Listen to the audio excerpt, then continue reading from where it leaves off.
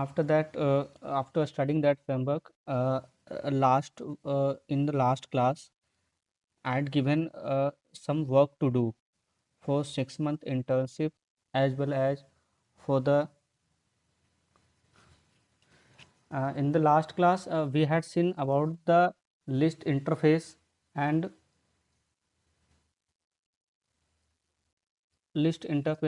about the array list, and uh, we had seen the practical, the lab of those array list and about the list interface. Today we'll see what is a hash set, the hash set and how it is different. See, the last we had studied was implementing list interface, and the data was being stored in an array, and the array could increase its size dynamically. Means जो last हमने list पढ़ा वो array में store होता था, dynamic array में, जो कि अपना साइज को ग्रो कर सकता था. And this one is about the set, and the data is getting stored in a hash table. So if generally questions are being asked from collection interview is, what is the difference between the array list and the hash set, or what is the difference between the map interface and the list interface. So the comparison related questions are generally asked from collection interface. आपको comparison related questions बहुत ज़्यादा पूछे जाते हैं. ठीक है. इसके अलावा आपसे ये पूछा जा सकता है कि फेल फास्ट, फेल सेफ, ये क्या होता है. कौन सा जो है क्लास किस तरह के इंटरफेस को इम्प्लीमेंट करता है. ठीक है. कहाँ यूनिक एलिमेंट अलाउड हैं, कहाँ नहीं है, कहाँ नल एलिमेंट अलाउड हैं, कहाँ नहीं है, कौन जो है वो इंडेक्स बेस्ड है, कौन जो है वो की वैल्यू पेयर में स्टोर किया जाता है. तो ये सारी चीज़ें आपको कलेक्शन इंटरफेस में आपको जनरली पूछे जाते हैं. तो हम लोग एक बार हैश सेट के बारे में देख लेते हैं कि जो इसका डेटा इंटरनली जो स्टोर होता है वो हैश टेबल में होता है. ठीक है. और ये डुप्लीकेट एलिमेंट को अलाउ नहीं करता है. लास्ट टाइम आप लोगों ने देखा कि एरे लिस्ट में जो है हम लोग डुप्लीकेट एलिमेंट भी स्टोर कर सकते हैं. Will do one thing, I will in that Eclipse as well.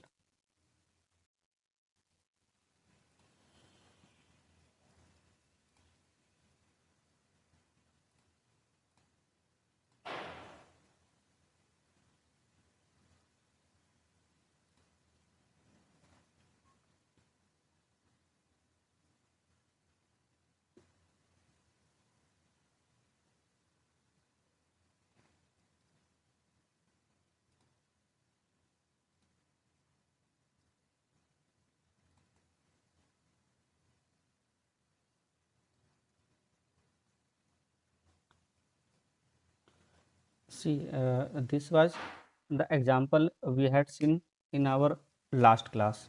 So, what we were talking about is, इसमें आप डुप्लीकेट एलिमेंट को ऐड कर सकते हैं.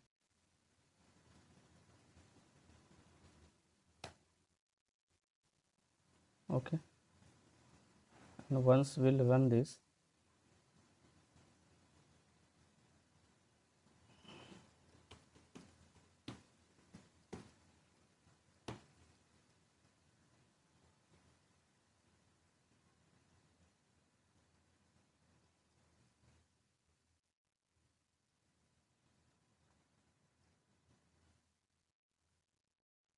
See, duplicate elements is allowed in array list, but if we'll talk about hash set, it does not include, or it does not allow the duplicate elements. We'll see practical of this hash set as well. Elements are not stored in any specific order. What we had seen earlier in array list was, it maintains the order in which it is getting inserted into the array list. It maintains the ordering. That's why the order in which we had stored, we are getting in the same order. But it's not true in the case of hash set. It is not necessary that in which order we had inserted into the hash set, it will return the same order. So elements are not stored in any specific order. The order in which element are added is not favored. Basically same lines, these two, the last two is the same line. And it is always useful when you need a collection of unique elements and order is not important. Okay, if unique elements is not a matter, order is important, you must go for array list. But in case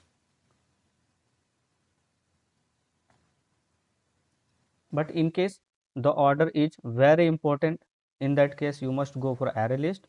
And if ordering is not important, you should go for the hash set.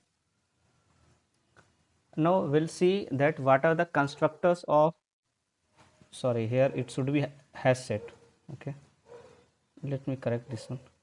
This should be correct constructor of hash set. Okay, so the constructor of hash set is the empty one, just similar to the array list, the empty one with some predefined collection and with some initial capacity, and its method are add, clear, is empty, remove, size. Let's see the practical work of hash set, then we'll have more clear idea about it. uh, I'll first explain this example to you. See, we have created a hash set, okay, and then we had added some elements to the hash set. See, we have added, I'll just pronounce the name, the apple, banana, orange, grapes, again apple. Now I'll run this code. You first see these lines. Okay, I have created object of hash set, then I have added some element. Only this much we have done. So if I'll run this code, just see the output 1. Okay, you just notice the output 1. Rest of the code you don't have to bother right now. You just see what we are getting in output 1.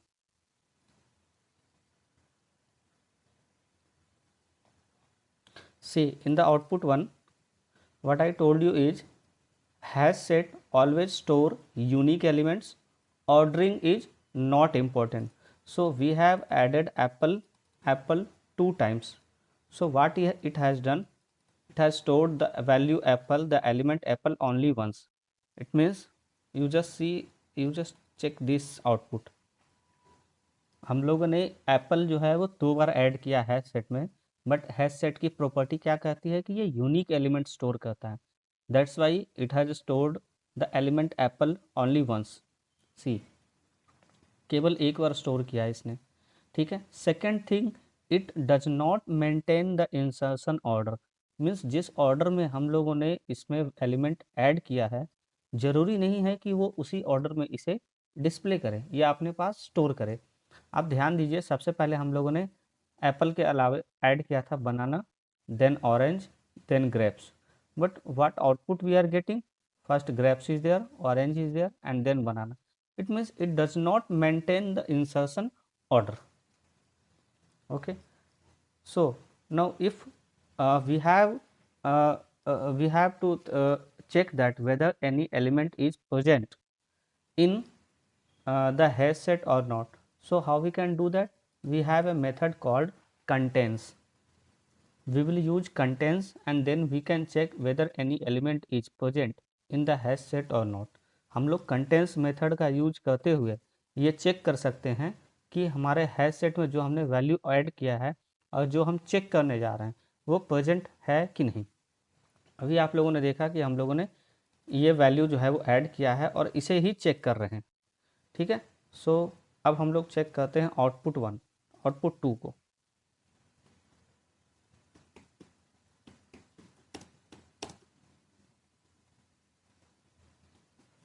Will check कि contains method कैसे काम करता है, ठीक है।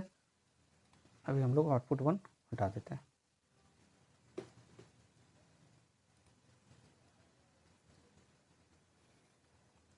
सी, we are searching for the element banana in the hash set. It is present, that's why the it returns either true or false. It means it returns a boolean value. ये एक boolean value return करता है. boolean value में भी either true और false. अब हम इसमें कुछ ऐसी values देकर चेक करते हैं जो इसमें present नहीं हो. Suppose we'll write here Java. We have not stored Java inside the hash set. So what which output should be there? The false one. False, and this is a case of true. Okay, we'll check that whether Java is present inside the hash set or not.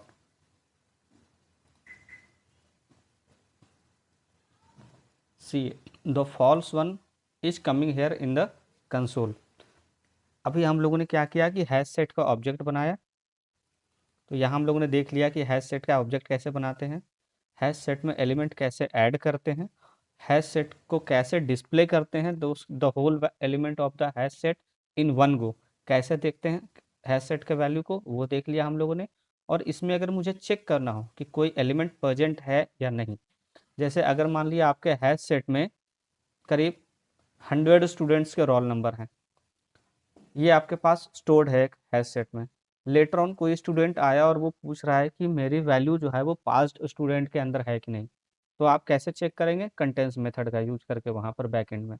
ठीक है, तो अभी हम लोगों ने देखा कि object कैसे क्रिएट करते हैं, ऐड कैसे करते हैं, डिस्प्ले कैसे करते हैं एलिमेंट को, ऑन एंड चेक कैसे करते हैं कि कोई एलिमेंट उसमें अवेलेबल है कि नहीं. इन 4 प्रोसेस में अगर आप में से किसी को भी कोई कन्फ्यूजन हो, आप पूछ सकते हैं. उसके बाद हम लोग हैश सेट में अगले ऑपरेशन पे चलेंगे. एनी कन्फ्यूजन, जो भी कन्फ्यूजन हो, please feel free to ask. It's like a discussion class. ये अब बच्चों वाला क्लास मत सोचिए जो बचपन में पढ़ा करते थे. It's like an open discussion class. आप फ्री हैं पूछने के लिए इसमें. इसका कोई भी इम्पैक्ट गलत नहीं समझ सर आएगा. यस मैम, बताइए. सर ये हैश सेट जो आप बताए कि ये डुप्लीकेट वैल्यू को नहीं स्टोर करता है, हम्म, तो सर जैसे कि यहाँ पर 2 बार एप्पल इंसर्ट हुआ है, तो अगर हम लोग यहाँ पर स्मॉल लेटर्स में एप्पल्स को स्टोर करवाते तो क्या ये लेगा? क्या ये केस सेंसिटिव है? आप इसकी बात कर रहे हैं, राइट? यस। मैम देखिए, जावा जो है वो केस सेंसिटिव होता है. ठीक है, तो जावा के लिए ये एप्पल और ये apple, these are two different values. Java जो है वो केस सेंसिटिव होता है. Okay sir. ठीक है, आपको. ओके सर, तो हैश सेट पे भी यही होगा ना? यस बिल्कुल, जावा के जो बेसिक कंसेप्ट है वो चेंज नहीं होंगे. जावा ओके का सर। बेसिक कंसेप्ट ये कहता है कि ये केस सेंसिटिव है. जावा के लिए ए डबल पी एप्पल जो कैप्स में है और जो स्मॉल में है, these are two different element. क्यों? क्योंकि जब ये स्टोर होगा मेमोरी में तो इसकी बाइनरी वैल्यू जो है वो डिफरेंट होगी. ठीक है, नेक्स्ट.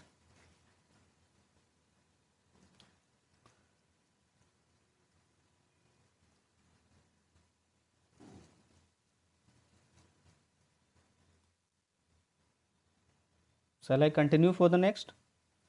मैं आगे के ऑपरेशन पे चलूं? Yes sir. ओके, ठीक है. तो नेक्स्ट है कि अगर आपके हैश सेट में आपको इंटेंशनली कोई रिमूव करना है. एक तो है कि आपने डुप्लीकेट दिया तो हैश सेट की इंटरनल फीचर ये है कि उसने खुद से रिमूव कर दिया. अब आपके पास ये है कि आप इंटेंशनली जो है इसमें से कुछ वैल्यू को रिमूव करना चाहते हैं. तो अब हम लोग चेक करते हैं अपना आउटपुट 3. ठीक है, कि वो एलिमेंट रिमूव हुआ है या नहीं हुआ है. ठीक है, now will check about this output 3. So what we are doing is we are removing some elements that is already present inside this class, sorry hash set. ठीक है, hash set class. So we are removing orange. What we are having is apple, banana, orange, grapes, and again apple. So we are removing orange. Let's see what we are getting in the output 3.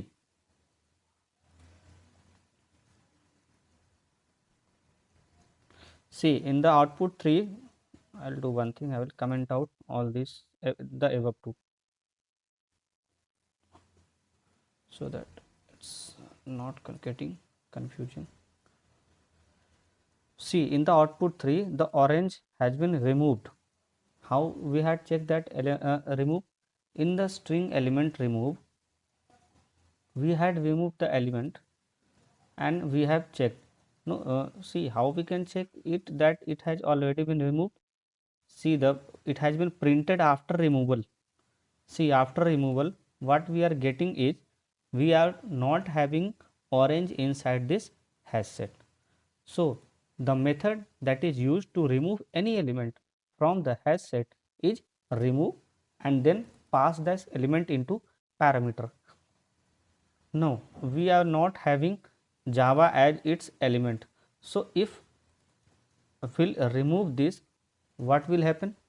Let's check.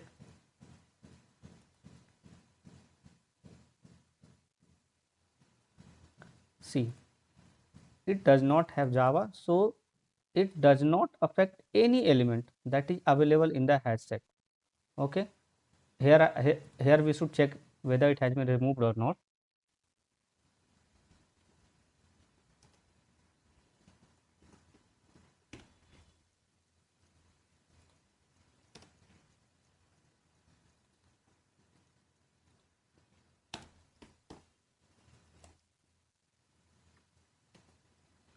So, if the element is getting removed, then only this statement would be printed on console, else this statement will not be printed.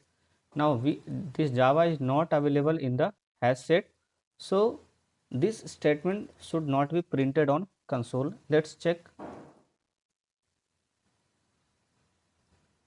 See, what we had tried to remove the element Java from the hash set. As it is not available, so the check flag value would be false, and it won't satisfy this if condition. And if this if condition is not getting satisfied, this will not be printed on the console. See, the output 3 is not available in the console. Now, if we want to get the size of the hash set, that how many elements are present in the hash set, what we have to use it, just the size method. In the array list also we used the size method. And if we want to clear this hash set, how we can do that? We can use clear method. See, we have clear method, we have add method, we have, if we want to check whether our hash set is empty or not, we can check by using this method. We can remove any object, we can check the size of the hash set, that how many elements are there.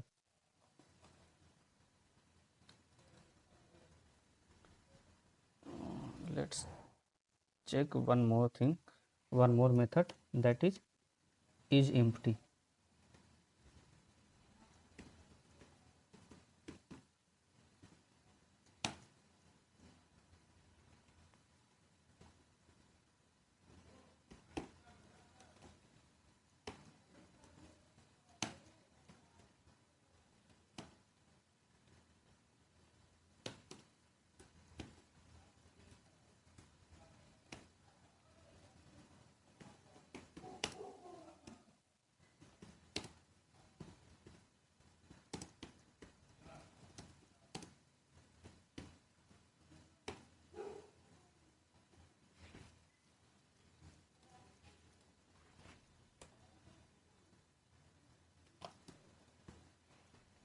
Okay, and let's uh, make it as output number 4.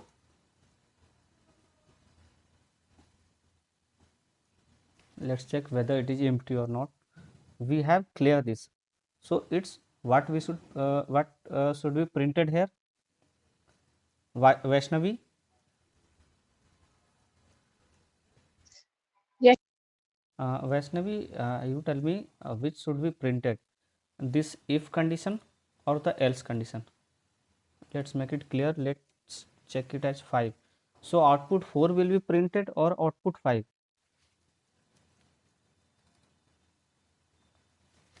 Sir, output 4 will be printed. Okay. Nirupam,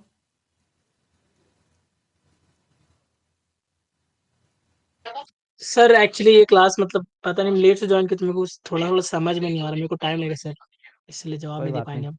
Malini, sir output 4। ठीक है, अब output 5। Let's check it.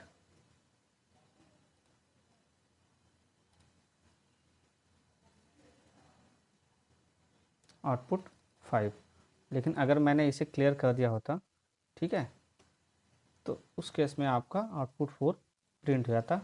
Perfect, right.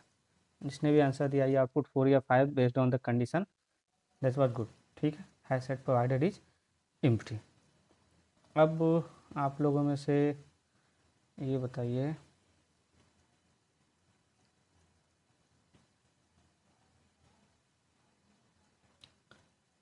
Raju, Raju available?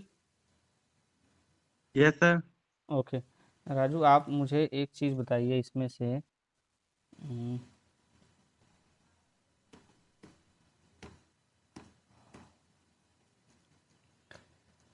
क्या print होगा यहाँ पे, ये output 1 में क्या प्रिंट आउटपुट आएगा कंसोल पे, कितने एलिमेंट प्रिंट होंगे? 5 sir. 5, are you sure? Yes sir. ठीक है,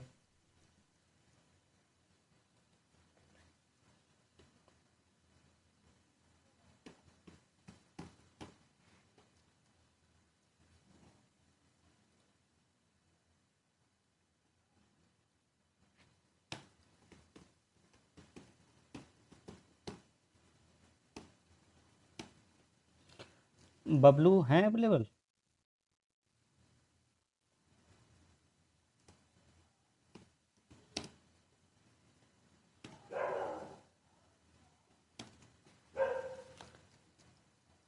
ये स्टेटमेंट क्या प्रिंट करेगा?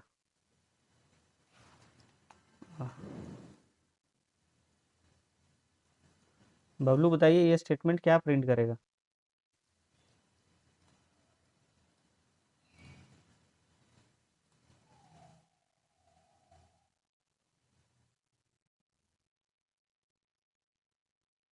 आसफिया?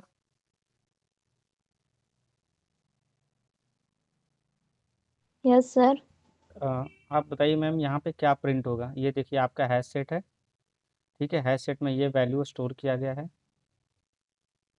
और ये मैं चेक कर रहा हूँ कि ये एलिमेंट अवेलेबल है कि नहीं। तो यहाँ मेरे पास कंसोल में क्या प्रिंट होना चाहिए चेक के बाद? सर अवेलेबल तो है। तो क्या प्रिंट होना चाहिए चेक के बाद, क्या वैल्यू प्रिंट होगी? That's what I am asking.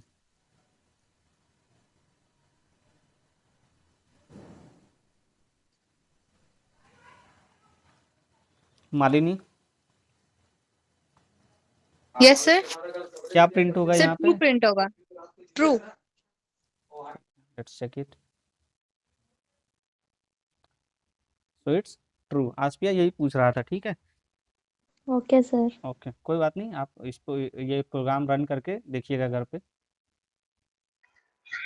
Excuse me sir. Yes बताइए कुलदीप। सर वो जो मतलब हम लोग चेक मेथड को कॉल करते हैं तो वो बुलियन में मतलब रिटर्न यस करता है। Yes, it will return boolean. C,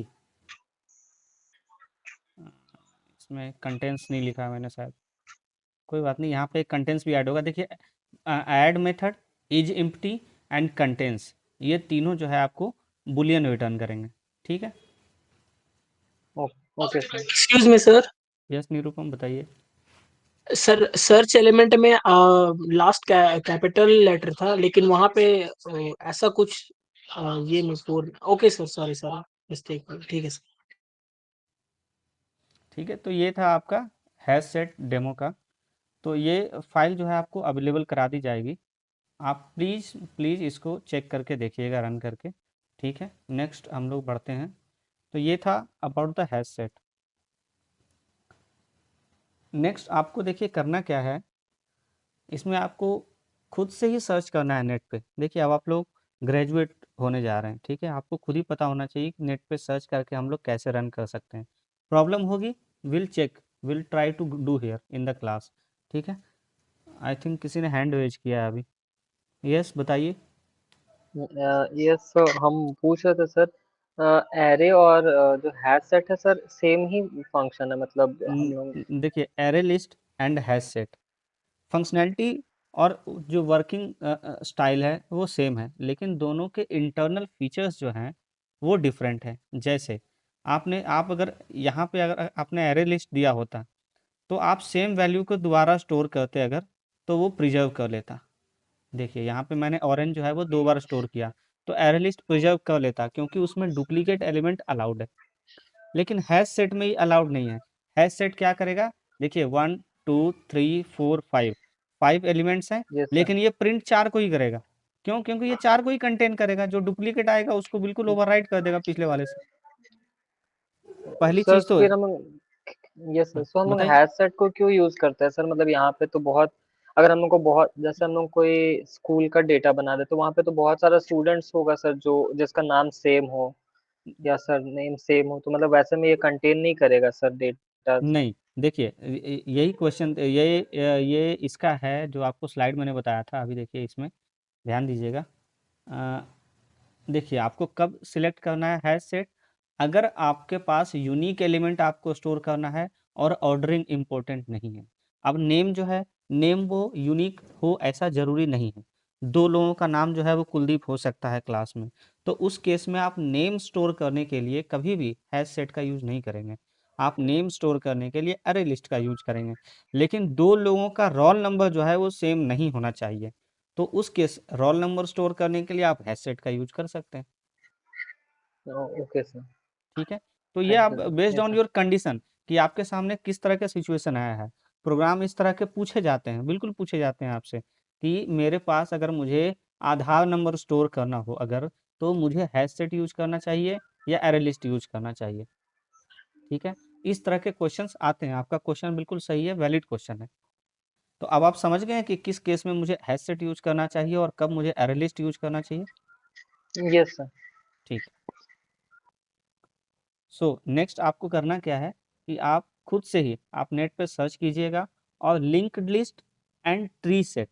array list आपको बताया गया है, लिंक लिस्ट आपको खुद करना है, हैश सेट आपको बताया गया है, ट्री सेट आपको खुद से करके उसका स्क्रीनशॉट जो है रन करके आप उसका स्क्रीनशॉट शेयर करेंगे।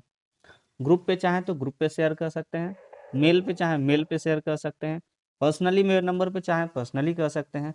आप जैसे चाहें वैसे कीजिए, काम होना चाहिए। इसके इंपॉर्टेंट क्वेश्चन जावा कलेक्शन के कौन कौन से हैं हम लोग ये भी देखेंगे अगले क्लास में। ठीक है, इन सब को हम लोग स्टडी करेंगे।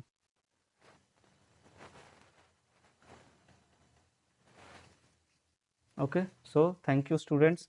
आप प्लीज़ जो प्रोजेक्ट वर्क आपको दिए हुए हैं उसके बारे में स्टडी करना शुरू कीजिए and get ready for the seminar.